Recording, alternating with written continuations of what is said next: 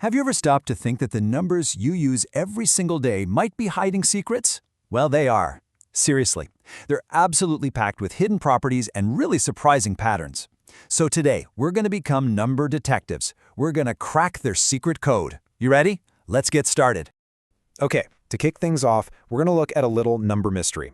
Honestly, it feels a lot like a magic trick, but I promise you, by the end of this, you'll know exactly how it's done. No magic required. So here's the big question for you. Can a little bit of basic arithmetic feel like someone's reading your mind? I really want you to try this along with me. Go on, grab a piece of paper, or you can just do it in your head. It's super easy, I promise. You ready? Okay, first step, pick any two-digit number, any one at all. For our example here, we'll just use 35. Now, step 2, just reverse the digits, so 35 becomes 53. Easy enough, right? Step 3, add those two numbers together. For us, that's 35 plus 53, which is 88. So what did you get? Okay, here comes the big reveal. Take your final number, whatever it is, and try to divide it by 11. I am willing to bet it divides perfectly, with absolutely no remainder. In our case, 88 divided by 11 is 8. No matter what two-digit number you started with, your answer will always be a multiple of 11. Pretty neat, right? So, the real question is, how? How does this work every single time without fail? It kind of feels like magic, doesn't it? But, you know, it's not a coincidence. Not at all. There's a hidden structure at play, a secret code, and we are about to crack it wide open. To understand this magic, we're going to need a master key. And this key is something called the generalized form of numbers.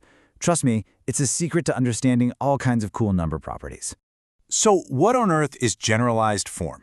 Well, it's actually pretty simple. It's just a way of writing a number that breaks it down into the value of each digit based on its place. You know, the ones place, the tens place, the hundreds, and so on.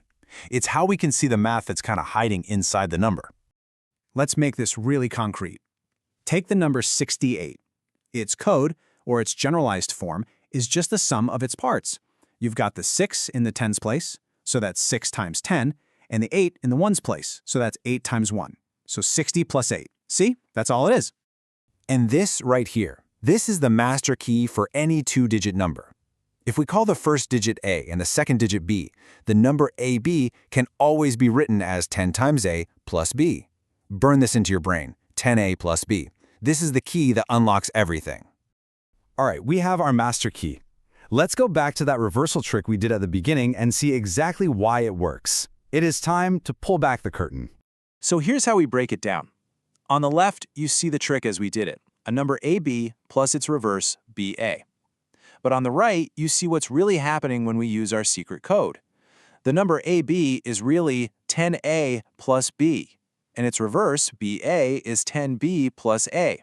All we're doing is adding those two things together. Now we just have to do some really simple algebra. First, let's just group the A's and B's together. So we have 10A plus 1A and 1B plus 10B. That simplifies down to 11A plus 11B. And what do both of those terms have in common? Yep, the number 11. So we can factor it out, which leaves us with 11 times A plus B. And there it is. That's the proof. Because the final expression is 11 multiplied by something, in this case the sum of the digits, the result will always be a multiple of 11 no matter what A and B are. So you see, it's not magic at all. It's just math dressed up to look like it. So now that we can think in this number code, let's try to apply it to a completely different kind of challenge, a letter puzzle. These things are called cryptarithms, and it's where letters stand in for digits. They're solved using pure, simple logic. Go on, take a look at this one. We've got an addition problem here. 31A plus 1A3 equals 501. The letter A stands for the exact same digit in both places, so can you figure out what digit A has to be?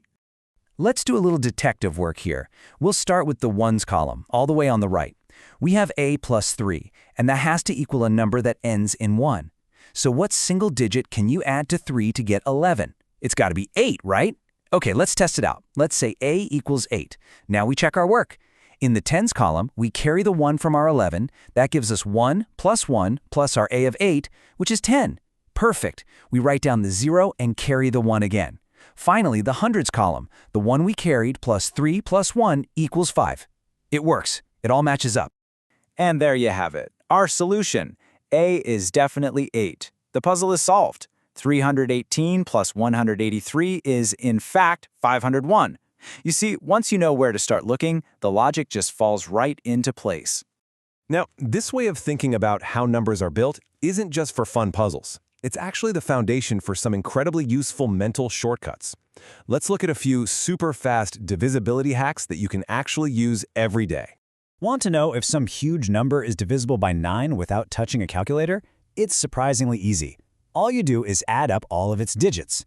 If that sum is divisible by 9, then the original number is 2. So for a number like 45,387, the digits add up to 27. And since we know 27 is divisible by 9, then so is 45,387. And you know what's cool? The rule for 3 works the exact same way. You just add up the digits. For 645, the sum is 6 plus 4 plus 5, which is 15. Since 15 is divisible by 3, we know the number 645 is 2. It's a fantastic little shortcut. Now, the rule for 11 is a little more involved, but it's just as cool. What you do is find the sum of the digits in the odd-numbered places, then find the sum of the digits in the even places, and then you find the difference between those two sums. If that difference is either 0 or another multiple of 11, then the whole number is divisible by 11.